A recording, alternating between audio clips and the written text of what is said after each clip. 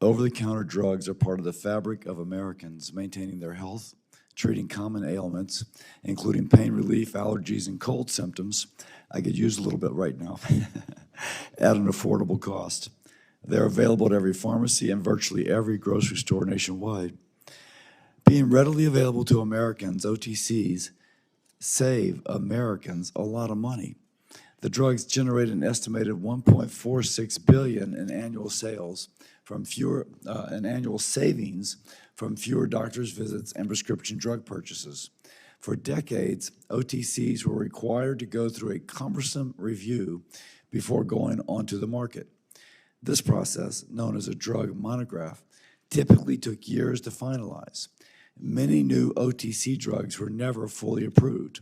The review also made it more difficult for the FDA to update safety information on these drugs, sometimes delaying safety recommendations for several years. As a result of these challenges, Congress created the bipartisan over-the-counter Monograph Drug User Fee Program, a MUFA, in 2020 to streamline FDA review of OTC drugs, making these drugs more quickly available to Americans while still ensuring safety. A MUFA is set to expire at the end of this fiscal year. As Congress looks to reauthorize, we must see how we can further improve the program to better serve Americans. This is why today's hearing is so important.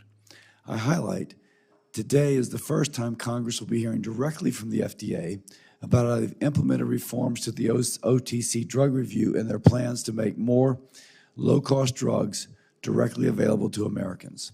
I appreciate Dr. Corrigan-Curay coming before the committee on behalf of the FDA. While the FDA has made progress in improving the OTC review pathways since 2020, there is more to do. FDA has failed to ease regulatory hurdles that allow prescription drugs to be sold OTC. These delays make it harder for consumers to directly access low-cost treatments. The agency continues to struggle with reviewing new sunscreens, despite the well-documented public health value of using sunscreen. FDA has not approved a new sunscreen filter since 1999. In contrast, peer countries in Europe and Asia have many more high-quality sunscreen products available to consumers. The FDA needs to do a better job with sunscreen. I look forward to discussing how Congress can improve OMUFA and the OTC review process. And with that, I recognize Senator Kane for his opening statement. Thank you. Thank you, Chairman Cassidy, and thanks to my colleagues. Welcome, Dr. Corrigan-Curay. This is an important program because it's critically important for Americans to have access to safe and effective over-the-counter drugs. Recognizing the importance of regulating drugs that can be used without a prescription and the challenges facing the FDA, Congress passed the over-the-counter Monograph User Fee Program in 2020 to support the work of the FDA and expand access to medications that are safe and that are also easy to access and use.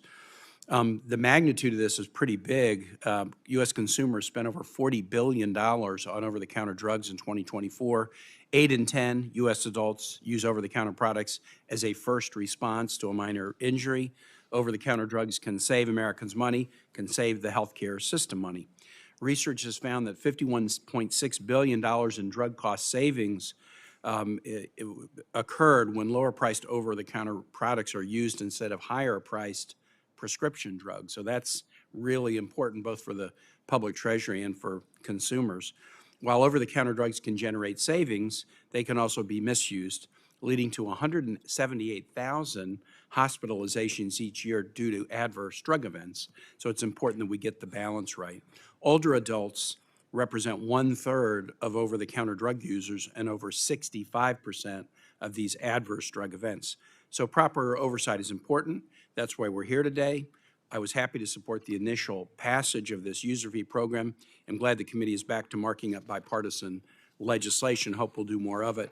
I do want to just conclude by just, putting on the table, we're obviously going to be grappling very soon with the reconciliation bill that deals pretty significantly with healthcare and with the FDA. Just in the last hour, the CBO released a report indicating that the House reconciliation bill would deprive 16 million Americans of health insurance. That's the House-passed bill. That tells us what the stakes are as we grapple with the reconciliation bill. And obviously, I know my colleagues and I are going to be fighting very hard to avoid that.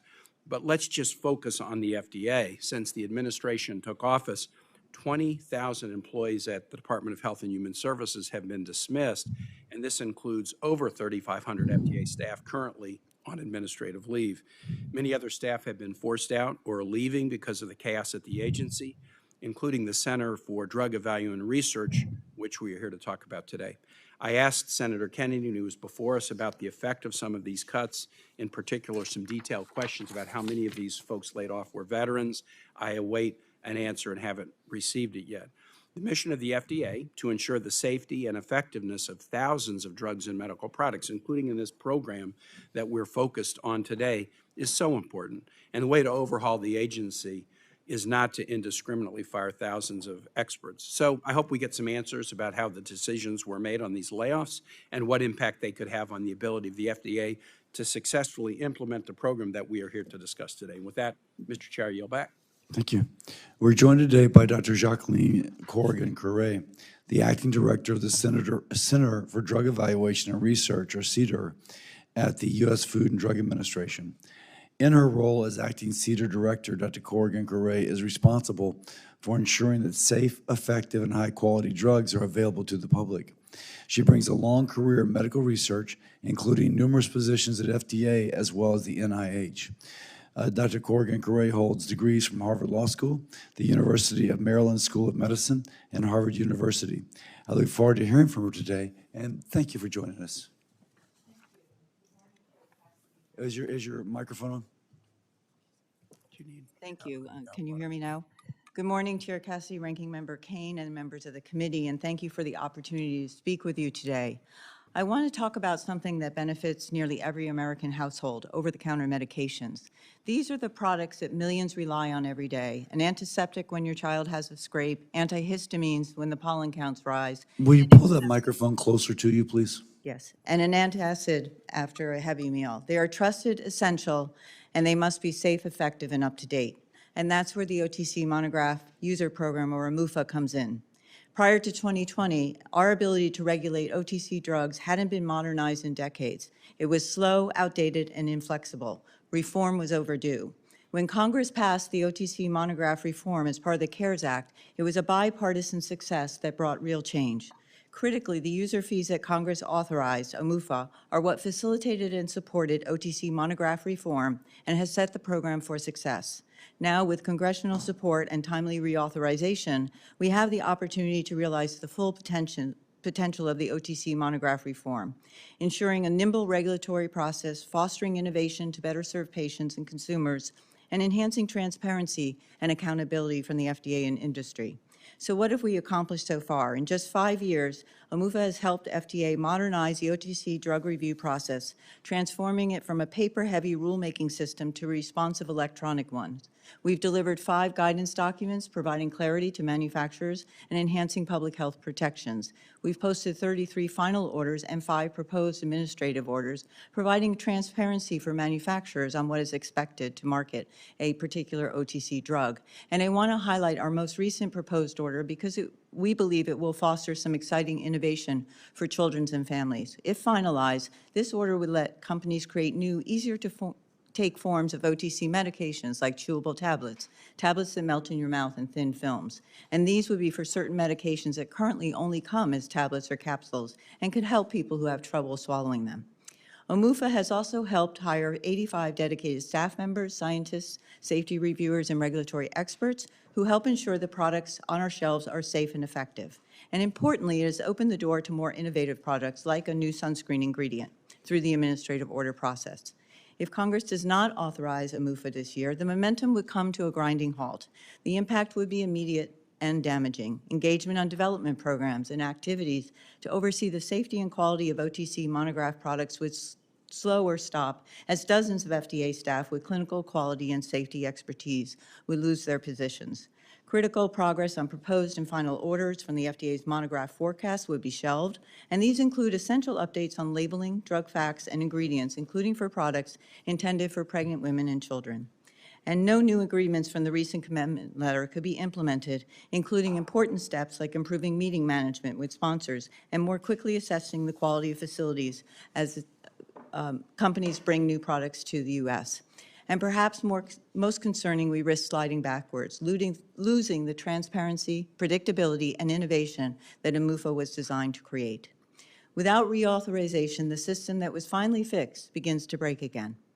The recently negotiated agreement for the next 5 years of AMUFA includes smart, achievable goals, increasing opportunities for industry and FDA to interact to foster innovation, improving the transparency of the user fee program, investing in product quality and safety, and continuing to publish the annual guidance forecasts that give industry and public health stakeholders a clear roadmap for the future. These aren't just words, they're a commitment to the public, a commitment to keep this progress going.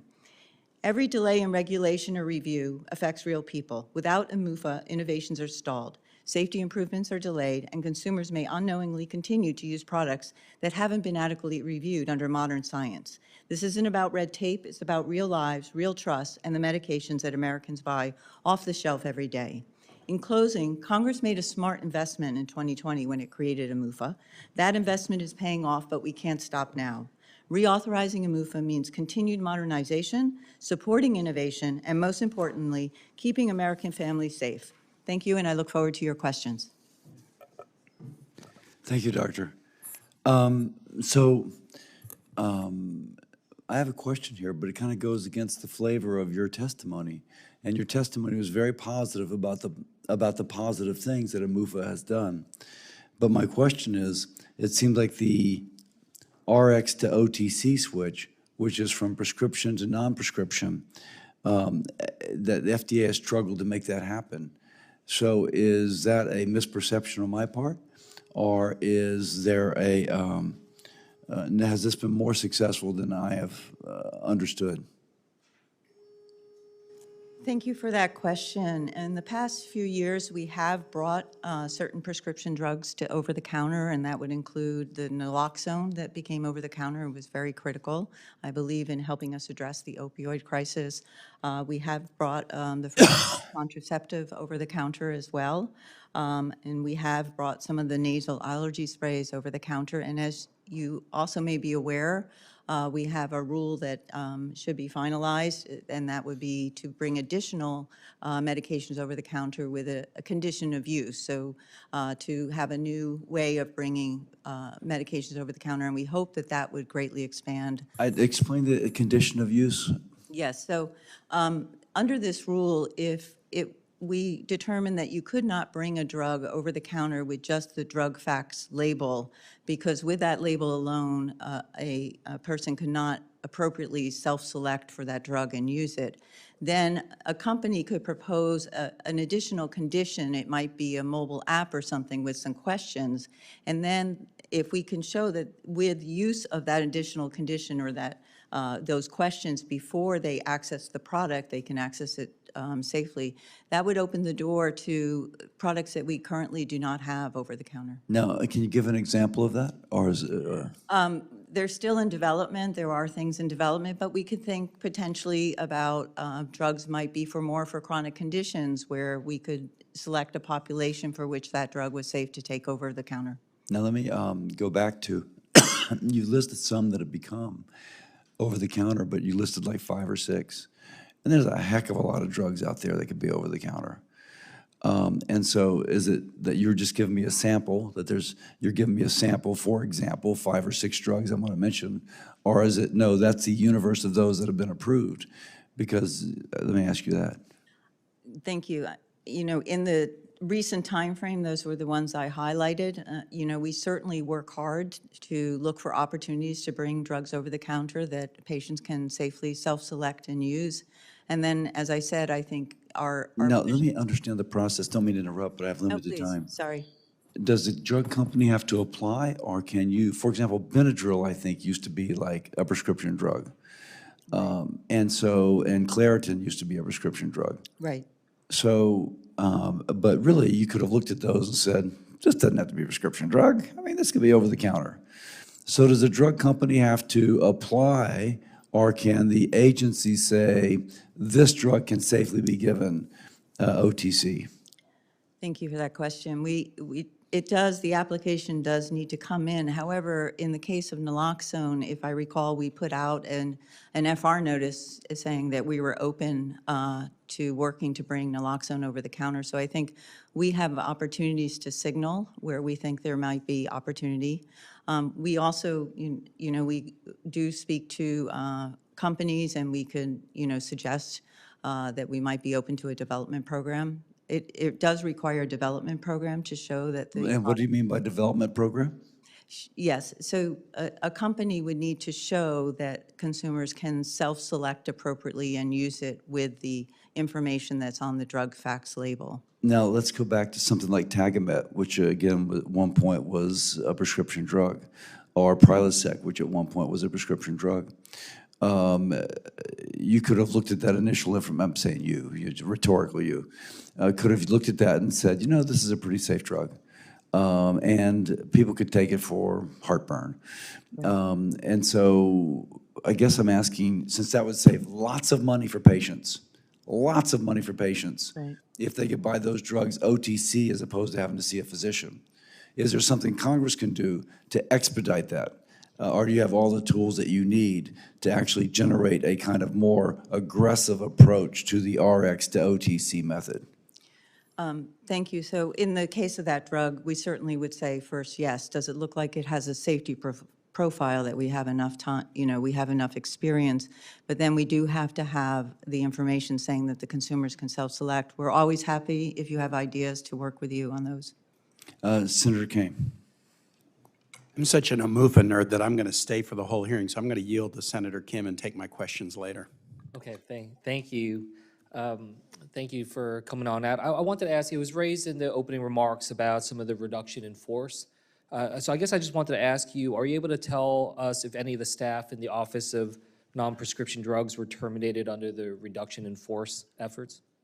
Yes, thank you for that question. Unfortunately, and consistent with our policy, when there's something that's a subject of litigation, we don't comment on the specifics. And as you know, there is a preliminary injunction around the reduction in force, so I can't go into any details at this point.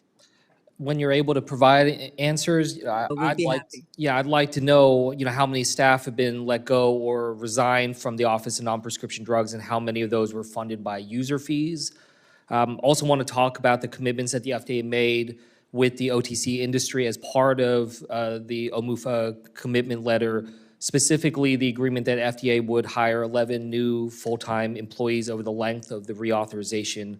I understand that there's currently a hiring freeze at the FDA. First, is that the case? And second, if so, will the FDA be able to stand by this commitment of hiring 11 additional full-time staff? Yeah, thank you for that question. Yes, there is a hiring freeze, but I know, as Dr. McCary has indicated, he is working to allow us to hire the reviewers that we need for all aspects, and so I am confident that he will be working with us to give us the resources we need to be successful under AMUFA 2.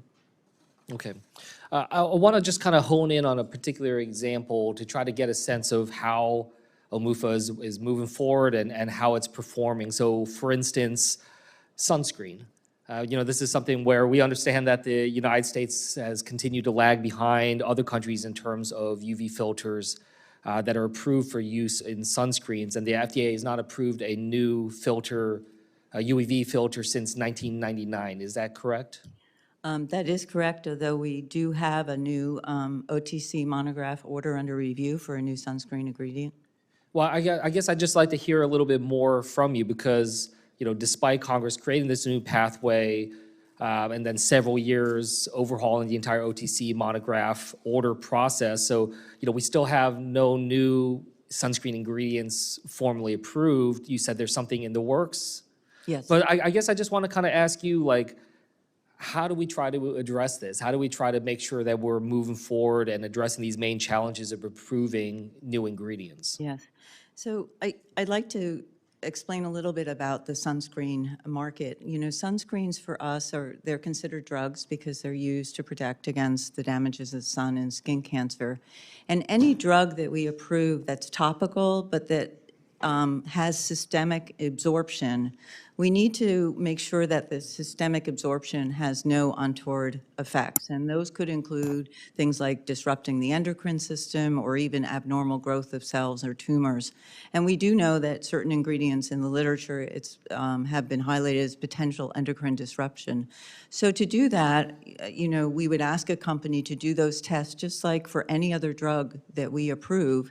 And we've laid out the data that we think would be necessary for us to do an assessment, and we're waiting for, more companies to come to us with that data, and then we'd be happy to review it and work on that. I'd also like to note that I know that there are additional sunscreens in different countries. Not all of them are treated as a drug, but I also like to say that, there's no data that those are more effective or that we don't have effective sunscreens on the market here in the United States. Yeah. I want to just switch gears a little bit, just sort of another angle. I'm a father of a 7-year-old and a 9-year-old. A lot of parents in the bleary, early mornings of a sick child, try to wander off, try to figure out what we can do for our kids. I understand that the FDA has stated its intention to develop pediatric weight-based dosing for acetaminophen during the next user fee authorization. I guess I want to know, for myself, if I'm giving my kids the right dosage here. So could you explain to the committee what staff resources are needed to make that change happen? How do we ensure that we're able to move that forward promptly?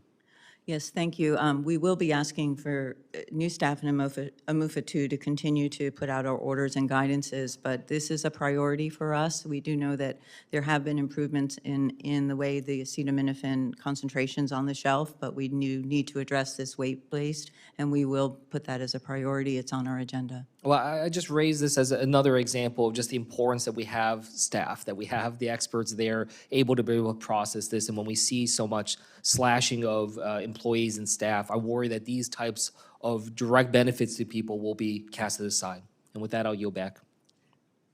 Senator Marshall. All right, thank you, Mr. Chairman, and welcome to our guest today. Let's talk about measuring success. My question is, how do you measure success? I assume that from a safety standpoint, every month you're reviewing things that, well, did we get anything wrong and how come?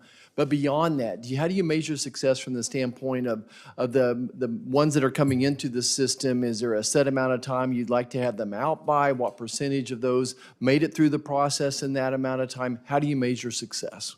Thank you. I think, in AMUFA 1, we've measured success in that we've stood up the program. We've provided those foundational guidances. We've created an electronic, efficient way for companies to communicate with us. And then we have the first new proposed order in that we're reviewing.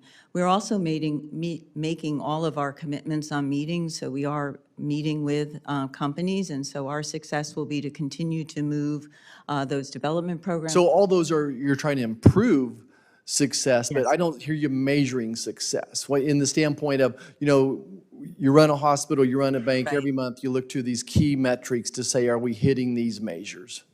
Yes, for us, we'll be putting out our agenda, and that's the planned 3-year agenda, and that will tell you the successes of getting these orders out. So for example, the new order that we just put out, which will allow for changes in the dosage forms, and we think that's very innovative and will help. So you don't have a access. monthly dashboard of metrics that you're looking at to see if we're meeting them?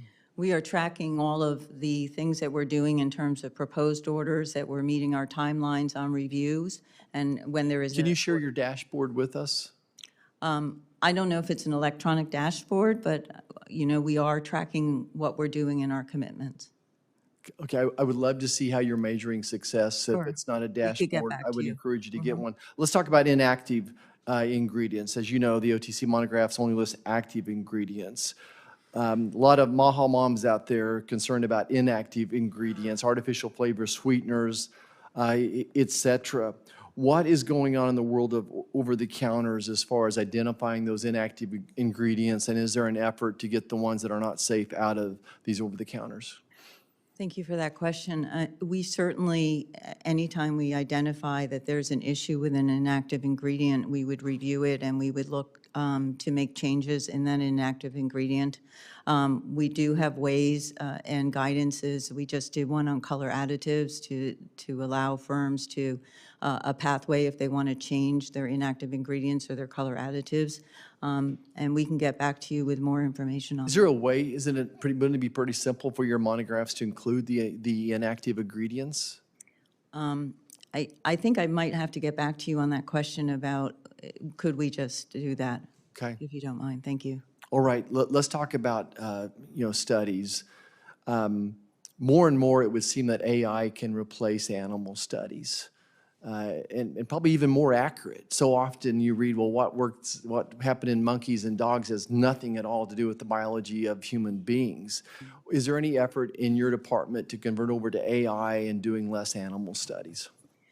Thank you. We're engaged on the new initiative to reduce animal studies in the monoclonal antibodies, and we have been working on looking for alternatives to animal studies. We no longer use animal studies for eye irritation or skin irritation, and we certainly will, are looking at both AI as we're looking at these non-animal approaches. There are still challenges in coming out with validated studies when you're looking at you're looking for an effect that would affect multi-organ systems. That doesn't mean that we won't get there, and we'll continue to work on that. Okay. Again, if there's a way that you could measure that and show us, we were doing so many animal studies 5 years ago, this is how many we did last year, this is how many we're doing this year, prove to me that you're making progress in that. That would be very helpful. We can get back to you. Thank you. Thank you so much, Chairman. I yield back. Senator Kane. Senator Hickenlooper. Thank you, Mr. Chairs. Thank you, Doctor, for being with us and for your service and hard work over there. And I know there are hard times. Several of us are working on a bill we call Skinny Labels, Big Savings, the Skinny Labels, Big Savings Act. Senators Collins and Cotton and Welch and I, trying to address the endless procession of lawsuits against generic drug manufacturers who, obtain the skinny label, FDA approvals. I think if we can encourage more generic drugs to come to market through this legislation, we're going to lower costs widely for the American consumers. So, Dr. Corrigan-Curay, are you willing to commit to work with us to advance this legislation so that we can lower drug costs? And as the acting director of the Center for Drug Evaluation and Research, what else are you working on to try and create more competition, more generic competition? Thank you for that question. Absolutely, we support additional generic competition. We know that generics make up 90% of the prescriptions in the United States. We think the skinny labeling, we're happy to work with you on that legislation. Other things that we are doing, we are continuing to put out our guidances, our product-specific guidances, which are a roadmap for developers. In addition, it's very important as we see more opportunities in complex generics that we work with industry and academia to develop the science to allow those to come forward. So we have a very robust regulatory science program, and in fact, our science meeting on generics is ongoing today. And then we put guidance. We also seek to meet all of our goals, and I would just note, I believe in 2024, we approved about 59 first generics. So those are generics, drugs for which there was no generic competition before we approved them. That's great. Appreciate that. And I'll come back also to AI, because you're touching on AI there as well. This week, you launched ELSA, this new AI tool. Yes. And Commissioner McCary stated that ELSA was designed to expedite, to review processes at the agency with the goal of making them shorter and yet more successful, better. He stated, and I quote, "All information stays within the agency, and the AI models are not being trained on data submitted by the industry." And so can you share with us a little bit, Dr. Corrigan-Curay, some of the additional details about how exactly the FDA is going to ensure that the data within ELSA remains secure? I mean, I view ELSA as a tool, but like any tool, we've got to make sure we handle it safely. Yes, thank you. We are very excited about the initiative that Dr. McCary is leading on AI because we do see there's utility to this tool in our work, and we are not training it on the data. What we are doing is AI, this type of AI could be very helpful when we've got a number of documents and we want to summarize them, and we have to summarize them for one of our reviews. We still have to check it. We have to make sure it's right. But, you know, the confidentiality and privacy of data within the FDA is one of our top priorities. I mean, we're trusted to keep that, and we will continue to work on that, even as we incorporate new tools into our review processes. All right, well, I appreciate that, and I support that 100%. Let's talk a little bit about transparency at the FDA. Secretary Kennedy, Commissioner McCary both sat in your seat and committed during their confirmation that transparency would be a priority for them and for the entire agency. And yet, FDA appears to have attempted to gut the team that responds to the Freedom of Information requests. In other words, those requests for the transparency, everyone disappeared, everyone's let go or encouraged to retire. Also, the FDA bypassed the Advisory Committee on Immunization Practices, ACIP, in the recent COVID vaccine guidance, taking one of the few forums we have for clear and open debate on vaccines, and they kind of skipped right over it. So does any of this promote transparency? You know, how do we reconcile the public commitments to transparency with some of these opaque actions? At least they appear to me and to many of us. And how can we course correct and make sure that Americans feel confident that they're getting transparency, they're seeing what is coming, and that they can believe in these actions? Thank you for that. At CEDAR, we're very committed to being transparent. We held an advisory committee, I believe, about a month ago on our opioid PMRs. We continue to communicate, and we will continue to keep that transparency and communication open with the public. And in AMUFA, we have several initiatives that we'll be doing in terms of webinars, posting not only the firms that didn't pay, but the firms that did pay, to provide transparency around that, transparency around exclusivity. So we will continue to do that. Appreciate that. Thank you, Chairs. I yield back. Senator Tuberville. Thank you. Thank you, Doctor, for being here. We know Secretary Kennedy's all into modernization. While we're waiting for these user fees to be reauthorized, what are we doing in the meantime of getting ready for, you know, dealing with the atmosphere that we're in today? What are we doing? Thank you. Are you asking me how we're preparing for the user fee negotiations? Right. Yes, thank you. So as we do every cycle for the user fees, obviously for AMUFA, we're here to talk about the reauthorization. For the other user fees, we do have internal processes that we undertake to think about the next agreements and what we would like to propose. And of course, those would be discussed with Dr. McCary. I believe the notices of our public meetings for July are already out, and so we'll have those public meetings and engage the public on those user fees. Thank you. We've already talked a little bit about dyes, some things, sweeteners that go into a lot of our over-the-counter drugs. You go into these places and the drugstores look like a candy store, and they're enticed to be marketed in certain ways because of the color. Do we have, what kind of priorities do we have on labeling of, number one, what goes into the, you know, some of the over-counter drugs, where they're made? I've looked at a lot of bottles and things inside our stores, and you can't find out whether they're made in Korea, whether they're made in China, or whether they're made in the United States. Shouldn't that be a priority?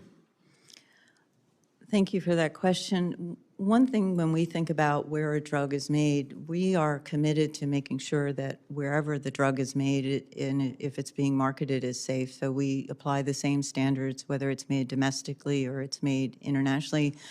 We certainly are very supportive. I know the administration is looking to onshore pharmaceutical manufacturing, and that would be for prescriptions or for OTC, and we're very supportive of that, and we'll work with them in terms of our regulatory frameworks to help make that happen.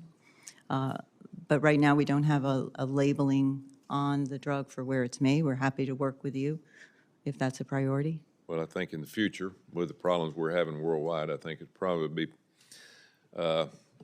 a good suggestion that people, when they go in, they find out where it's made. We found out during COVID, we don't make much anymore. Most of it comes from China. And we really don't know what's in it. You know, we're finding out now a lot of metals and things are in a lot of the drugs and even the foods that we have. Another question I had about sunscreen. Most of us use sunscreen. I don't know how it's evaluated, but over the years, last 50 years, melanoma and skin cancers have almost quadrupled. And I don't know whether people don't use it or it's not working, or we get some kind of skin cancer from ingredients that are in sunscreens, because all of us use it at some point. Doesn't really feel safe every time I put it on, but I put it on because sometimes you know, you look at the worst case scenario. So what's your thoughts on that? Yeah, thank you for that. First of all, we're very aware that, skin cancer risk is a very serious and problem. And the sunscreens we have, the testing does say they are effective if used properly. And some of our tests, when we're testing for systemic absorption, is how you use them. We do have 2 sunscreens that are mineral sunscreens that are grass. They're not absorbed. For those that absorbed, we've asked for additional tests just to assure their safety, that systemic absorption has no untoward effects. Are we looking into the ingredients that are so-called cancer causers? I would hope we would be. Yes. We hear it and read it all the time. Sorry to interrupt. Yes, and part of the testing that we want to do whenever a drug is absorbed and it reaches systemic levels is a test for tumor formation. Yeah. Thank you. I yield back. Senator Kane. Markey. Thank you, Mr. Chairman. The Trump administration has fired 3,500 federal employees at the Food and Drug Administration out of 20,000, and 800 out of the 7,500 people at your Center for Drug Evaluation and Research. And despite assurances from Commissioner McCary that slowdowns would not happen, I have heard from researchers and companies that the drug review process has slowed down to a crawl, and many have been stuck in limbo for months waiting on reviews and approvals to be completed. Up in Massachusetts, in a survey released by MassBio in May, 67% of biopharma firms surveyed were highly concerned that workforce reductions will delay drug approvals, and at least 50% were already feeling the impacts from the FDA layoffs. So this is not a good situation for all these biotechs up in my state and across the country. The Trump administration's actions have guaranteed that every stage of developing life-saving drugs, from research to clinical trials to approvals, is slowed down or stopped. We are witnessing in real time a giveaway of our global leadership in drug research, in development, in biomedical innovation, and firing FDA officials responsible for drug approvals and evaluation is part of the problem. So my question is, obviously, there have been many essential employees who have left as part of this reduction in workforce, and the goal has to be to increase, obviously, the timeliness of the review processes. So what is your plan, Doctor, to replace the institutional knowledge that was lost from longtime FDA employees being fired or resigning? Thank you for that question. I know we can't really discuss details around the RIF about the litigation, but our reviewers are in place. Can you move over the microphone a little bit, please? Sorry, our reviewers are in place, and I would say that we are meeting our timelines. I know that occasionally Timelines to do what? the timelines for approval and for our approval of our drugs. We do occasionally miss timelines. If you look at our commitment. I have 50% of my companies who are already saying they're feeling the impacts of the FDA layoff, so they're already feeling it. We certainly will look into that. I would note that, we are approving drugs and making our timelines. There are certain times, all of our agreements, we have 90%, not 100%, because sometimes there are issues that come up that are complex and scientific issues that we'd rather take a little bit more time if we need to make sure we get them right. But we are also going to work with Dr. McCary. We have turnover in our review staff on a routine basis every year, and Dr. No, I McCary. appreciate that, but you're down 800, so, which is a lot in, you know, in the real time that these companies have to get some answers. So what was your role in the firing of the 800 employees at the Center for Drug Evaluation and Research? Again, I apologize, but because of the ongoing litigation, I can't comment a lot about the RIF and the employees and the reduction in force. Was Doge involved in the firings at the FDA? Again, because of the ongoing litigation, I'm not able to comment on that. Yeah, in a lawsuit that was filed by federal workers yesterday, a Yes. federal worker stated that on March 31st, 2025, just 2 months ago, a group of Doge employees visited the FDA's office. And that day, someone dressed in a business attire yelled, "This is Doge, and this is your last supper," at an FDA employee. So, Doctor, can you walk me through what happens when someone at the Center for Drug Evaluation and Research is fired in terms of who signs off on the termination paperwork and how the notification is sent to employees? Again, you know, because the RIF is involved in litigation, I can't comment further on the process, and I'm not aware of that incident. Yeah, well, obviously, you're in a difficult position, which I appreciate. I appreciate that. But whether it's McCary or Kennedy or Doge who are calling the shots, it's obviously going to ripple down into very negative consequences for the biopharma industry, but for people across our country and nation who are waiting for these drugs to be available to help their families. So it's really, it's a crisis, and combined with all of the cuts in NIH research funding, we might as well gift wrap the biotech sector as a gift to the Chinese government, because this is just an absolute tragedy in real time that is unfolding in our nation, and it's just completely unnecessary. So I thank you so much. Senator Moody. Husted, I'm sorry, Senator Husted. Thank you. Appreciate you joining us today. The realm of my question is really around the idea that healthcare costs are the most inflationary costs in the 21st century in the American economy, and that time is money. The faster we can do things, so we can lower costs, improve access to consumers. And whether it's moving from prescription to over-the-counter, whether it's approval of generics, whether it is decreasing the time development and approval process, parallel approval tracks, all of those things. Give me your thoughts on how we can go faster, maintain quality, but also in everything that FDA touches to reduce the cost of delivery ultimately within the economy to our consumers, our patients. Yeah, thank you for that.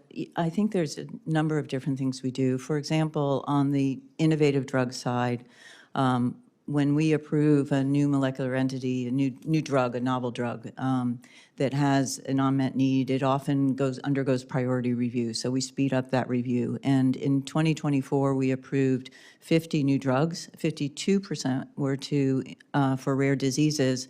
And of those, 56% we did priority review, so shaving off the time. We also realized that our role in this is really to increase competition. So as I spoke, our generic program is very robust, and we seek to get generic drugs on the market by working to provide clarity on the pathway, by working on regulatory science that can make a difference. And then the other younger program is the biosimilar, but we're seeing that accelerate with the number of approvals we have. And again, we've been working on, thinking about this, the biosimilar to interchangeable, that in most cases you don't need any additional study. We're also have convened a meeting with the public and our international regulators to think more on how we can rely on analytic than clinical studies, because we know those take the longest and are the most expensive. So those are some of the areas that we're working on. And I know that the issue of AI has been discussed in terms of process refinement, but it also that quantum computing and other tools are being used in the healthcare sector to speed development. Do you have any comments or thoughts on that and how that can enhance the time involved? Yes, we have. Yes, thank you.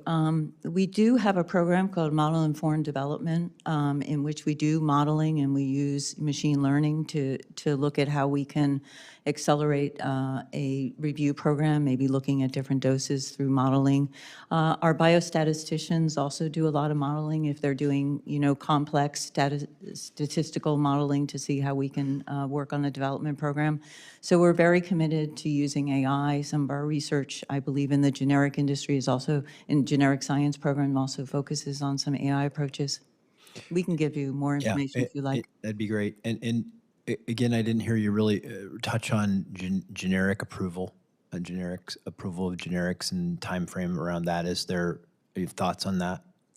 Again, we do have 2 different tiers in the generic. So if it's a first generic or there's not a lot of competition, again, we do speed up those timelines to really try and meet the need. We've been meeting the timelines that we've agreed with industry, and we will be looking for efficiencies. I think the AI, in terms of summarizing and some of the paper and administrative tasks that are involved, we'll try and work on that. So I'm going to give you an opportunity to give us some advice. What laws exist that are inhibiting you from going faster, and what should we change? Well, in the generic industry, I think one thing would be to make the ingredients transparent so that they wouldn't have to ask us the ingredient and the amount. That's what we call the Q1, Q2. I think we've put forth legislation because we often have to go back and forth on that topic. So that would be very helpful. I think, what was spoken about with the skinny labeling is very helpful to give certainty in that area and bring generics. And I think in the biosimilar area, we have talked about not having this biosimilar interchangeable classification and have everything that's a biosimilar be interchangeable. I think that would also be quite helpful. Great, thank you. We did have a drug bill last December before you came in, John, that addressed the Q1, Q2, and so we do hope to get that back up. Great, thank you, Mr. Chairman. Senator Kane. Senator Hassan.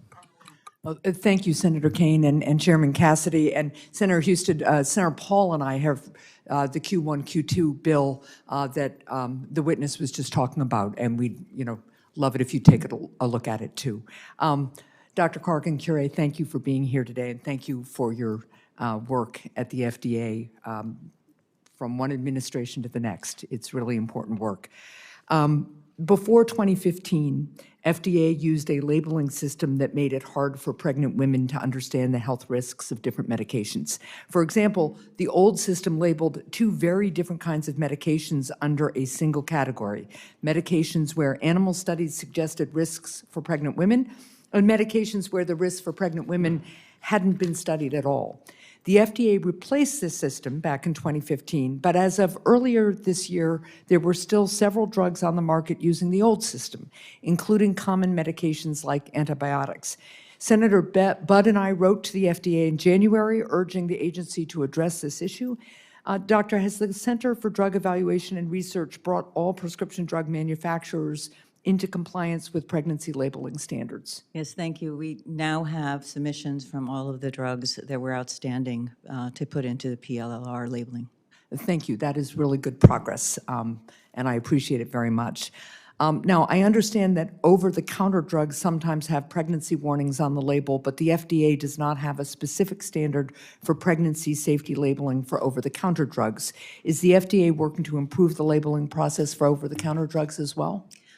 I know we do have, in our proposed order, we're going to be looking at some labeling for pregnancy. I believe it's around the NSAIDs, but we can take that under advisement. I think that would be a really important thing to look at, and I'd look forward to working with you on that. At Commissioner McCary's confirmation hearing, he and I discussed lowering drug prices by increasing generic drug competition, something we were just talking about. Pharmaceutical companies currently use loopholes in the patent system to build so-called patent walls around their products. The patent walls can block low-cost generic versions of medications for decades. So what steps is the FDA taking? You talked about this a little bit with Senator Husted. What steps is the FDA taking to improve its coordination with patent regulators in the United States to facilitate more access to low-cost generics? Thank you. We have started meeting with the Patent and Trade Office and sharing our expertise with them, as well as we are, cooperating. As you know, the FTC has sent some letters about certain products in the Orange Book. We're not the experts in this, but we certainly will work with the other agencies on these issues. Well, thank you. I appreciate that. I have a bipartisan bill that would improve access to generic drugs by closing a loophole through which drug makers currently exploit a lack of coordination between the FDA and the Patent Office. The bill would allow patients to access lower-cost medication sooner and would save taxpayers $100 million over a decade. So I am hopeful that the chair and my colleagues on this committee will work with me to advance the legislation. Families across the country rely on over-the-counter medications to stay healthy, especially during bad cold and flu seasons like the one we just had. Unfortunately, in recent years, we've seen vulnerabilities in our supply of common medications, such as children's cold and flu medications. In the winter of 2023, many families, including my own, could not find children's Tylenol or Motrin on the shelf due to extreme increased demand and strain on the supply chain. How can Congress help the FDA identify and address vulnerabilities in our over-the-counter drug supply chains so we can ultimately stop these shortages from happening?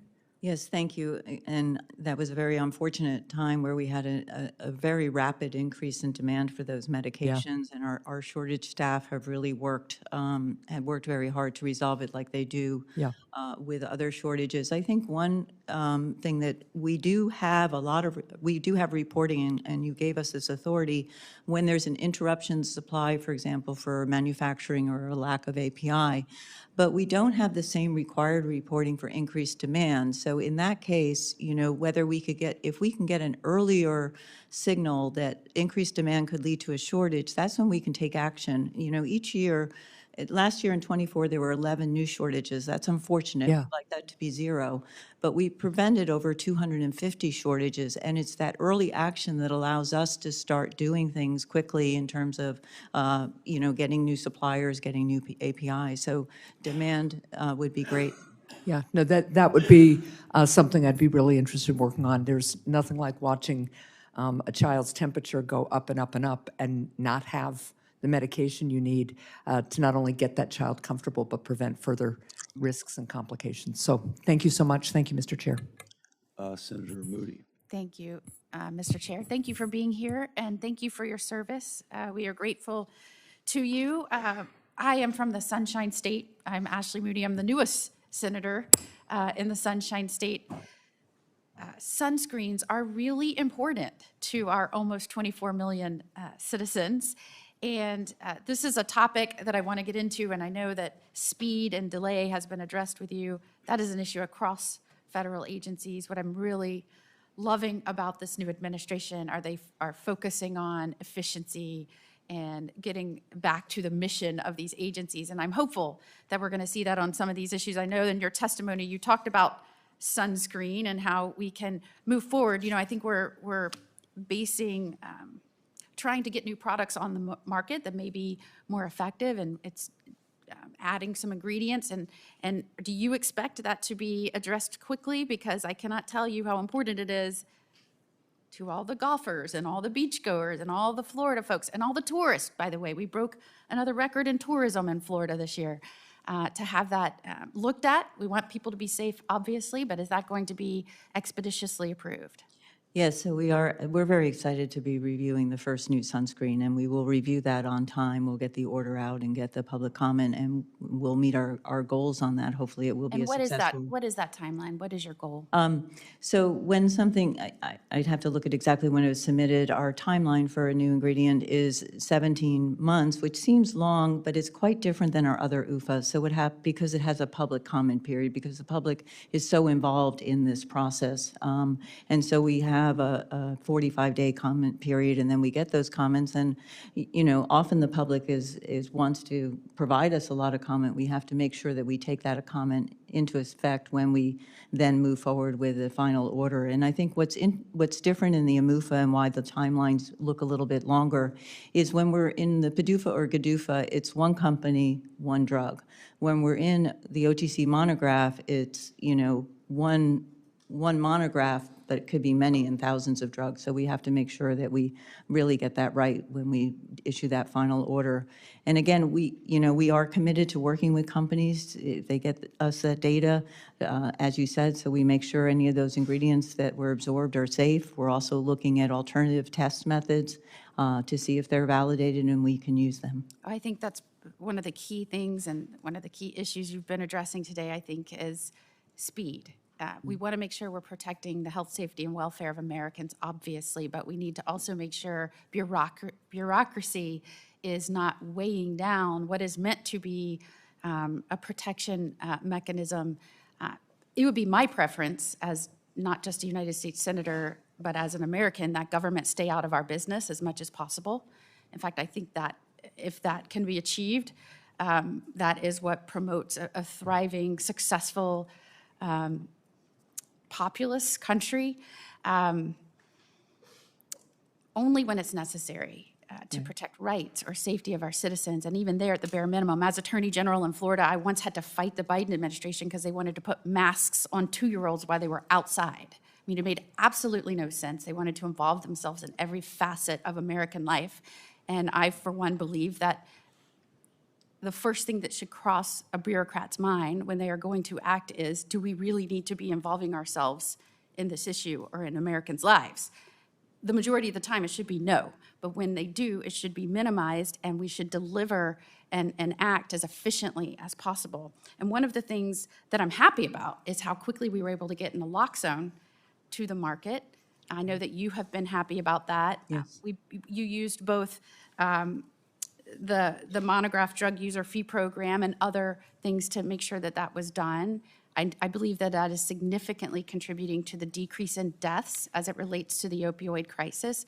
In fact, I think nationally we saw over a 12-month period a 27% decline nationwide. In Florida, we exceeded that number, a 30% decline, but it was not just about interdiction efforts or getting people to seek treatment. It was also about access to naloxone and people being able to get that over the counter. So thank you for that. Was there anything that you can learn from working with the drug sponsor, getting information quickly, getting that through the process that we can apply to how we're moving forward to making sure we're streamlining this program? Because the deadline to reauthorize it is coming up quickly, I know. If we are going to have a program that is supposed to push things forward quicker, if government's going to involve itself in the lives of Americans and to protect them, how do we do that quicker? Is there something you learned from that and the FDA approval of the naloxone drug to over-the-counter that we can apply to this program? Yes, thank you. And just to clarify, the OTC naloxone was not under the Monograph program because they're not monographs, but yes. One of the things that we were introducing in AMUFA too is we need to make sure when we're working with a company and they're meeting with us that we're maximizing that time and getting them on the right path. So one of the things that we will do, we'll expand those meetings if it's complex. We'll make sure that we give them advice on their protocol synopsis if they need it. And if we give them advice and they're still not sure what to do, they have the opportunity to ask us to clarify that advice. So I think, making sure that when we interact, it's very clear to the company what our expectations are. And I 100% agree with you. We want to streamline. We want to take a risk-benefit approach to every action that we do and to try and get products to the market that are, to meet an unmet need as quickly as possible. Thank you. Senator Kane. Senator Alsobrooks. Thank you so much. Good morning, Dr. Corrigan-Curay, and thank you so much for being here today. And I also want to just thank you for your service. It is unfortunate because I know you've been thrust in the position today to answer for many of the very reckless decisions of political leadership at the Federal Drug Administration. But the reality is that this administration really has been unable to answer basic questions about their so-called reduction in force. Just this week, Commissioner McCreary canceled a meeting with the Maryland delegation. We were just simply asking about the impact of the administration's cuts to my state. I've been waiting, for example, for 7 weeks now for specific answers from the department, and we just need to know how many staff at FDA have received a RIF notice. We'd like to know how many participated in the deferred resignation program, were terminated on the basis of their probationary status, or are currently on administrative leave pending termination. I don't like the term reduction in force because it softens, I believe, the reality of what has happened. It is the very heartless and cruel firing of thousands of very critical civil servants without cause and without an ounce of thought about the potential consequences to public health and safety.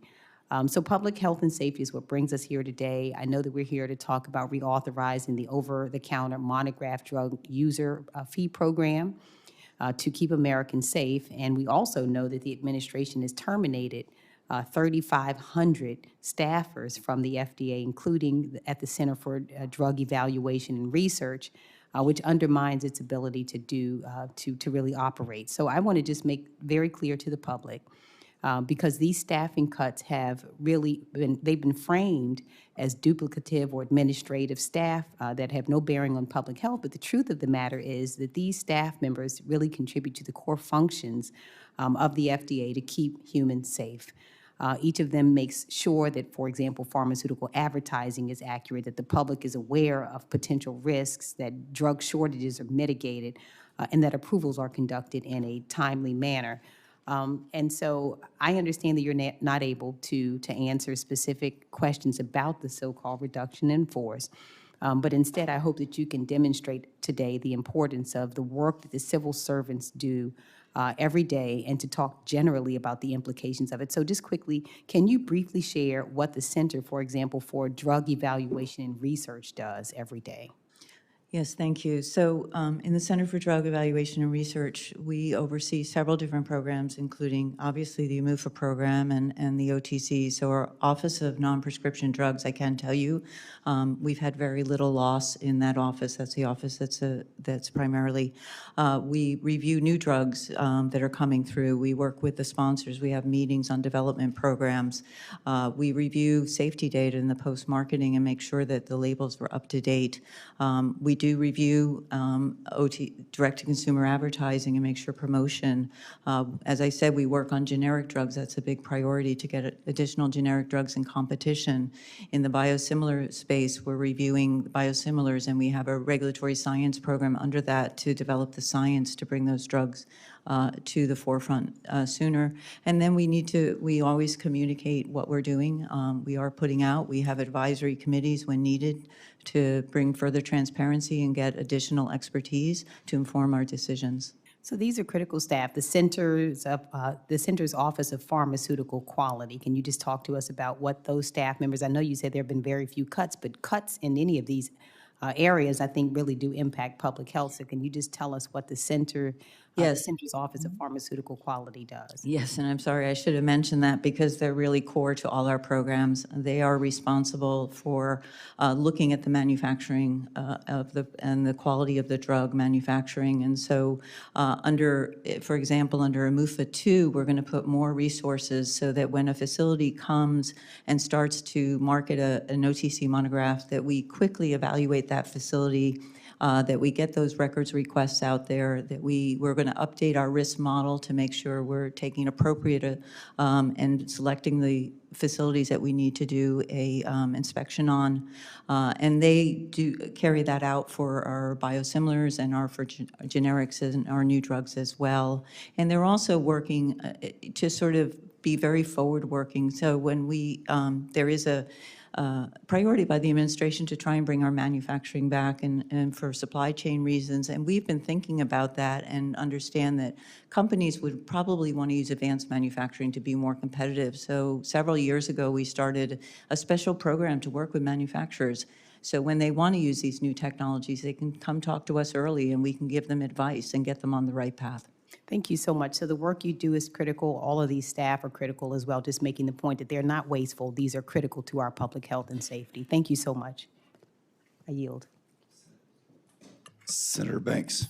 Thank you, Mr. Chairman. Doctor, what improvements will the public see in the products on their drugstore shelves if Congress reauthorizes OMUFA for another 5 years? Yeah, thank you for that question. I think the first thing I would mention, the order that we just did, which would allow certain drugs to be changed from just a tablet or a capsule into an oral dissolving or a chewable capsule or a film. And I think that will be a lot of innovation that will make these drugs more accessible to children and for those who have trouble swallowing. As I said, the more that we innovate with the industry by providing them further guidance, by meeting with them and making sure they have clarity on our expectations, we're going to do some webinars on the GRAS standard and talk to them about confidentiality guidance when they're doing a new ingredient. All those things we think are going to speed up innovation, and we hope to see additional OTC orders come out on new products. On that point, the monographs and user fees are supposed to streamline the FDA's process to approve over-the-counter drugs. So better products come to market faster. But that only happens when the FDA uses that authority.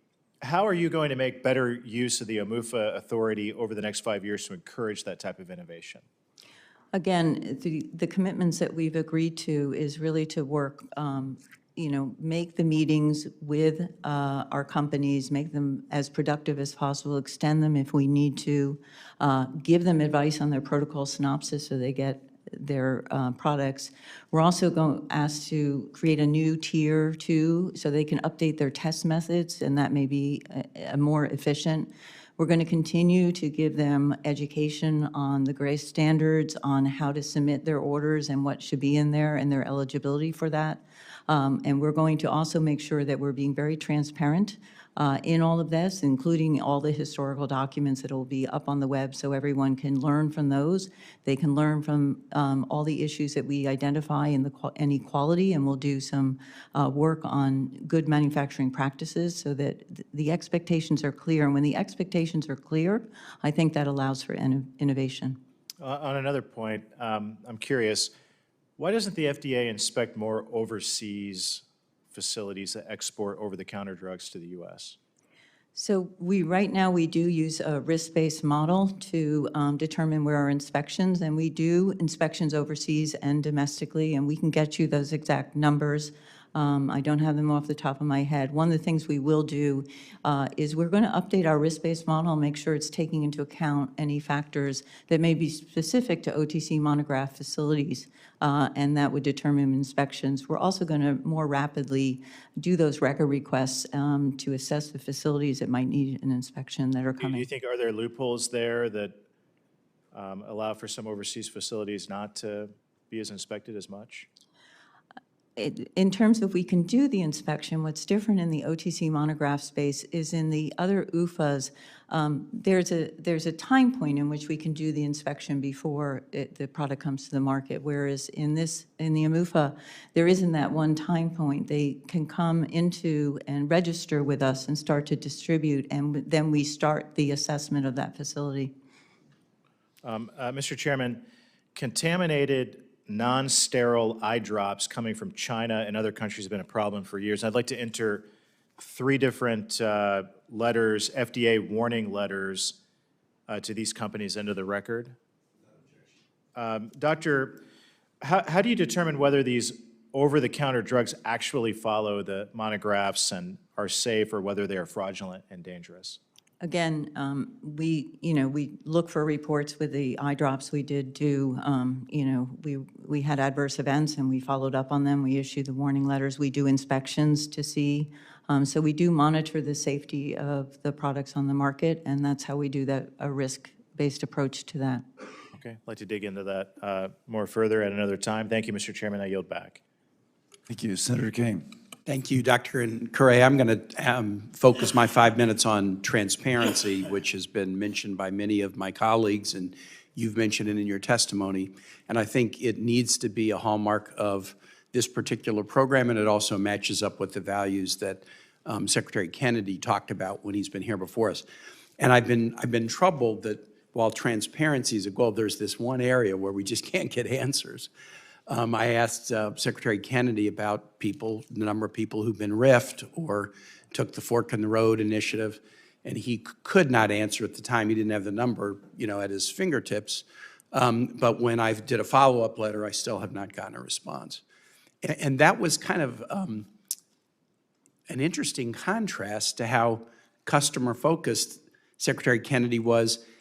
In my questioning of him when he was recently before us, I raised the issue of his response to some of my constituents who were writing in about concerns, and they were getting response from HHS. It was actually a CMS response saying because of the change in administration, we can no longer entertain these kinds of questions. And when I showed that, Secretary Kennedy went back and he found that that was an improper response, and he told me that it was, and he said he was going to correct it, and this wasn't authorized. So he actually responded to my concern about that. And I think Senator Murray had a particular constituent concern that she raised, and he was very solicitous. We want to respond to that. So it seems like there's this sort of gag order on talking about the number of people that are employed or the number of people that are RIF'd. And for an oversight committee that's trying to exercise oversight over these programs, or even trying to decide what's the right way to reauthorize a program so that it can be effective, more effective, if we can't get an answer about kind of this basic issue, it hobbles us in our ability to do our job. And I know that policy decisions of this kind are probably not yours, but let me just ask if you could answer this question. Within the Center for Drug Evaluation and Research, how many people were subject to the RIF issued by Secretary Kennedy? Again, because it's under litigation, I'm not allowed to, or I can't discuss specifics, but we would be very happy when that litigation is resolved to come back and provide you those numbers. And I'm assuming you would answer the same way if I asked you the question about how many of these folks who were RIF'd were veterans. You would answer the same way? I would answer the same way. So you and I both went to law school, and I've had to give a lot of advice to witnesses about not talking about pending litigation. And so I didn't ask you who was involved in the discussion, who was involved in the decision, what was the rationale for the decision, were there different rationales? I haven't asked you any of that. All I've asked you is the factual question, which is public. It should be public information because the public is paying for all of this, about the numbers of people. And the fact that I can't get that answer from you, from Secretary Kennedy. We asked similar questions of folks who've been here from the Department of Labor. Nobody wants to answer the question, how many people have been laid off and what percentage are veterans? Now, the veterans issue matters to me as a Virginian because we're such a veteran-heavy state. I have asserted, based on what I've been able to cobble together, that this administration has fired more veterans than any administration in the history of the United States. That's based on what I have been able to cobble together. I'd like to be proven wrong. Maybe if I got the answers to my questions, I'm making an assertion that's incorrect. But I think I'm entitled to the information. I know you've been instructed not to answer it. It's not that you can't, and it's not that you won't. It's that you've been instructed not to. But I will say, pending litigation is not really an excuse for not answering a basic factual question that the knowledge of which is within the ambit of the administration. On transparency, I do have some proposals about the reauthorization. You did a good job in your testimony of kind of laying out, if this program is not reauthorized, here are some bad things that can happen. Right. But also, I know the chairman is very much into this idea. If you're going to reauthorize, we don't just reauthorize as is. We should reauthorize and improve. There have been, obviously, longer-standing, more established user fee programs where there's lessons learned about how we can improve. And I have been getting feedback from groups about how this particular OMUFA program can be improved. With the updates that I'm proposing that are in the transparency space, we would be able to have answers to questions like how many OTC monographs were filed and approved during a fiscal year, which drug facility and contract manufacturing organizations have actually paid their user fees instead of only having visibility into those who haven't paid their user fees. How is the FDA addressing post-market safety for OTC products? I think a lot of the questions today have kind of wrapped around that important topic, including how the agency responds to individual reports of adverse events. My hope is that we will do this bill. I think it is going to be bipartisan. I think we can not only reauthorize but improve by taking some of the lessons from the other similar programs, and pro-transparency initiatives are things that I think are going to get pretty nice support on both sides of the dais here. With that, I yield back. And I have a couple follow-ups. How many RX to OTC drugs in the last 1 year, 2 year, 3 years, how many have actually made that transition from being a prescription only to being OTC? Thank you for that question. I know that the naloxone would have been in 23, and I think the O-pill was also around that time. I'd have to go back further and get you the details on the rest of the drugs. So Marshall asked about a dashboard, but that seems to be rubber hits the road. We've only had 3 drugs in the last 2.5 years that have gone from RX to OTC. I believe that's correct. For some reason, I think I'm forgetting one, but I will get back to you.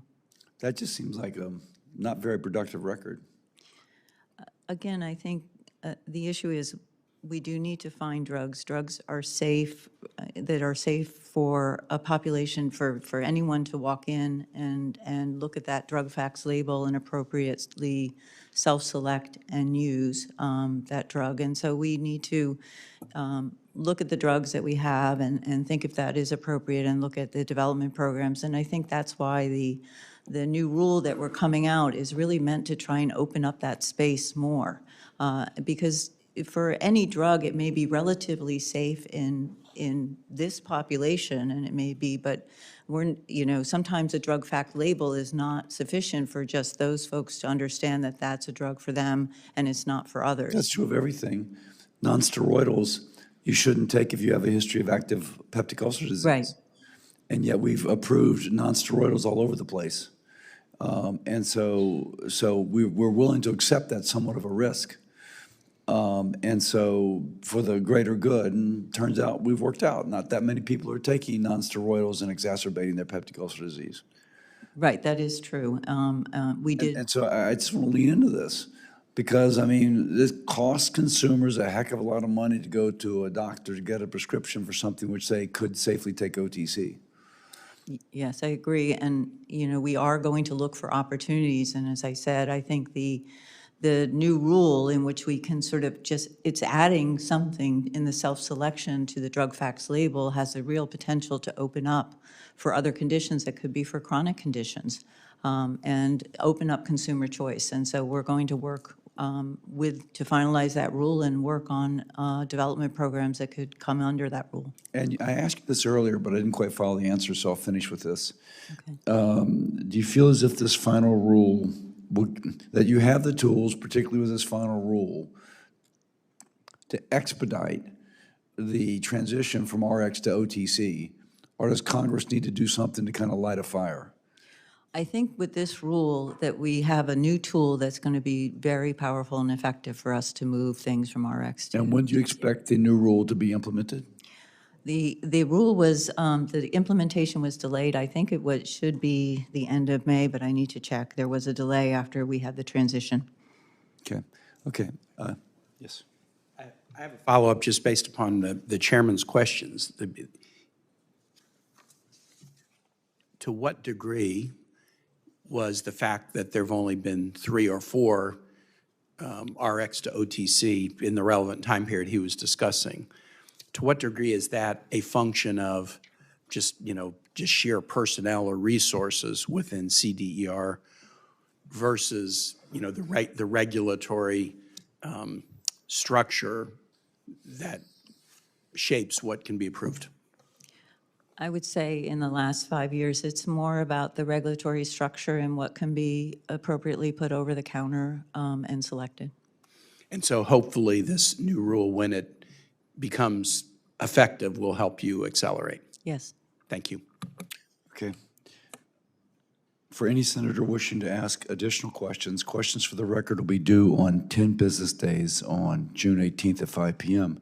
Thank you very much, Dr. Corrigan-Curay. Thank you. The committee stands adjourned.